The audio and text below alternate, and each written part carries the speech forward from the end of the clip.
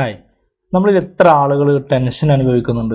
നമ്മുടെ day to day ലൈഫിൽ, നമ്മുടെ പ്രൊഫഷൻ ആയിക്കോട്ടെ, നമ്മുടെ ചുറ്റുപാടിലായിക്കോട്ടെ, നമ്മുടെ ഫാമിലിയിലായിക്കോട്ടെ, എന്തെങ്കിലും രീതിയിലുള്ള സ്ട്രെസ്സ് അനുഭവിക്കാത്തവരായിട്ട് ആരും ഉണ്ടാവില്ല. ഈ സ്ട്രെസ്സിൻ്റെ ഒരു പ്രശ്നം എന്ന് വെച്ചാൽ ഇതൊരു സൈലന്റ് കില്ലറാണ്. നമുക്ക് ഒരുപാട് രോഗങ്ങൾ, പ്രമേഹം പോലുള്ള, പ്രഷർ പോലുള്ള, ക്യാൻസർ പോലുള്ള, നമ്മൾ ഒരുപാട് ജീവിതശൈലി രോഗങ്ങൾ ഉണ്ടാക്കാൻ കാരണമാകുന്ന ഒരു വളരെ പ്രധാനപ്പെട്ട സാധനമാണ് ഈ സ്ട്രെസ് എന്നുള്ളത്, ടെൻഷൻ എന്നുള്ളത്. അപ്പോൾ ഇത് അനുഭവിക്കാതെ നമുക്ക് ജീവിക്കാനും പറ്റില്ല. അത് എങ്ങനെ നമുക്ക് മാനേജ് ചെയ്യാം? അത് മാനേജ് ചെയ്യാൻ പറ്റുന്ന ഏറ്റവും വലിയൊരു ടൂളാണ് മെഡിറ്റേഷൻ എന്നുള്ളത്. ഇത് മെഡിറ്റേഷൻ സ്റ്റുഡൻസിന് ചെയ്യാം, പ്രൊഫഷണൽസിന് ചെയ്യാം, ആർക്ക് വേണമെങ്കിലും ഇത് ചെയ്യാം.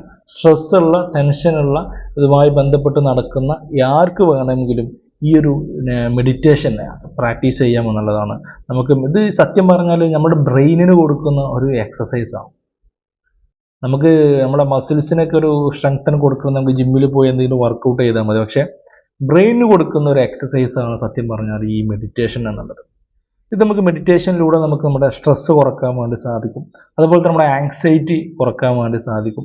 അതുപോലെ നമ്മുടെ ഫോക്കസിങ് പവർ, നമ്മുടെ കോൺസെൻട്രേഷൻ പവർ, ഇതെല്ലാം കൂട്ടാൻ വേണ്ടിയിട്ട് ഈ മെഡിറ്റേഷൻ വഴി നമുക്ക് സാധിക്കും എന്നുള്ളതാണ്. അതുപോലെ തന്നെ നമ്മുടെ എമോഷണൽ, നമ്മുടെ ഓർമ്മശക്തി, നമ്മുടെ മാനസികമായിട്ടുള്ള മെൻ്റൽ പവർ എല്ലാം കൂട്ടാൻ വേണ്ടി സഹായിക്കും. നമ്മുടെ സ്ലീപ്പ് ക്വാളിറ്റി, നമ്മുടെ ഉറക്കം, നല്ല രീതിയിൽ ഉറങ്ങാൻ വേണ്ടി നമുക്ക് മെഡിറ്റേഷൻ സഹായിക്കുന്നുണ്ട്.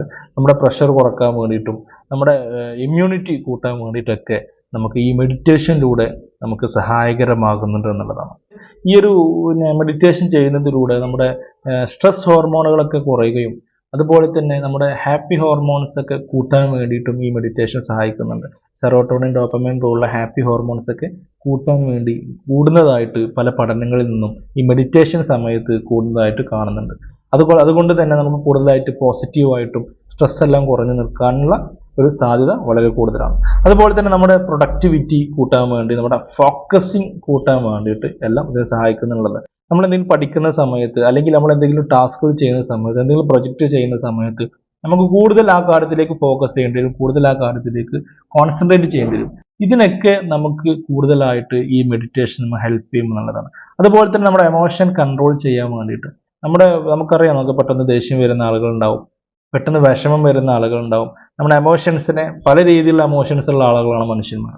അപ്പോൾ അതെല്ലാം കൺട്രോൾ ചെയ്യാൻ പറ്റാത്ത സാഹചര്യങ്ങൾ ചില ആളുകൾക്കുണ്ടാവും. അത്തരം ആളുകൾക്കും നമ്മുടെ എമോഷൻസ്, എന്ത് രീതിയിലുള്ള എമോഷൻ ആയിക്കോട്ടെ, നമുക്ക് പെട്ടെന്ന് പല എമോഷൻ കാരണമായിട്ട് പല തീരുമാനങ്ങളും ഒരുപാട് തെറ്റിലേക്ക് അല്ലെങ്കിൽ പ്രശ്നങ്ങളിലേക്ക് നയിക്കാറുണ്ട്.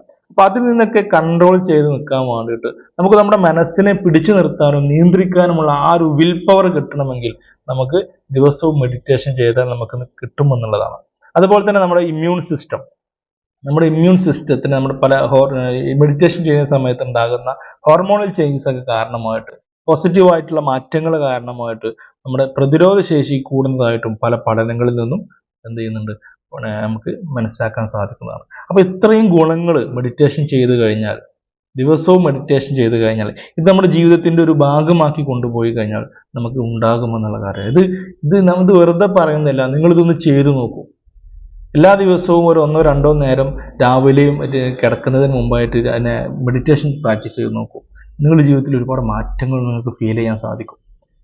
ഇത് സയന്റിഫിക്കലി പ്രൂവ് ആയിട്ടുള്ള കാര്യങ്ങളാണ്.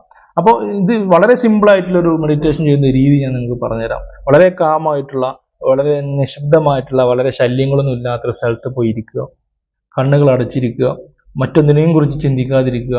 നമ്മുടെ ശ്വാസം മാക്സിമം നമ്മളെ ഉള്ളിലേക്ക് എടുക്കുക, കുറച്ചു നേരം ഹോൾഡ് ചെയ്ത് വെക്കുക, എന്നിട്ട് മെല്ലെ അത് ശ്വാസം വിടുക. ഇങ്ങനെ ഈ ശ്വാസത്തിലേക്ക് മാത്രം കോൺസെൻട്രേറ്റ് ചെയ്യുക. മറ്റുള്ള ഒരു കാര്യത്തിലേക്കും, നെഗറ്റീവായിട്ടുള്ള ഒന്നിലേക്കും ചിന്തിക്കാതിരിക്കുക. ഇങ്ങനെ നിങ്ങൾക്ക് എത്ര സമയം മറ്റുള്ള ചിന്തകളൊന്നും ഇല്ലാതെ വളരെ കോൺസെൻട്രേറ്റ് ആയി നിൽക്കാൻ പറ്റുന്നു, അത്രയും നിങ്ങൾ മാക്സിമം അതിൻ്റെ ഓരോ ദിവസവും അതിൻ്റെ ആ ഒരു ഡ്യൂറേഷൻ കൂട്ടിക്കൊണ്ടുവരിക. ഇങ്ങനെ നിങ്ങൾ പ്രാക്ടീസ് ചെയ്യുകയാണെങ്കിൽ രാവിലെയും രാത്രിയും ഇതുപോലെ, ഇതിൻ്റെ സിമ്പിൾ ഒരു വെർഷനാണ്. വളരെ രീതിയിലുള്ള മെഡിറ്റേഷൻ നമുക്കിനി സമയം കിട്ടുകയാണെങ്കിൽ നമുക്ക് വീണ്ടും അതിനെക്കുറിച്ച് ഡിസ്കഷൻ ചെയ്യാം. അപ്പോൾ ഇങ്ങനെയുള്ള മെഡിറ്റേഷൻസ് പല രീതിയിൽ നമുക്ക് മെഡിറ്റേറ്റ് ചെയ്യാം. അപ്പോൾ ഇങ്ങനെയുള്ള മെഡിറ്റേഷൻസ് നമ്മൾ എന്ത് ചെയ്യുക, ജീവിതത്തിൻ്റെ ഒരു ഭാഗമാക്കി കൊണ്ടുപോവുകയാണെങ്കിൽ അത് നമ്മുടെ ബ്രെയിനിന് കൊടുക്കുന്ന വളരെ നല്ലൊരു എക്സസൈസാണ്.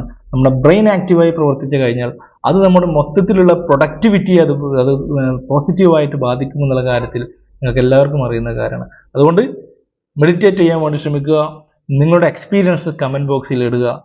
Wish you all the very best. Thank you very much.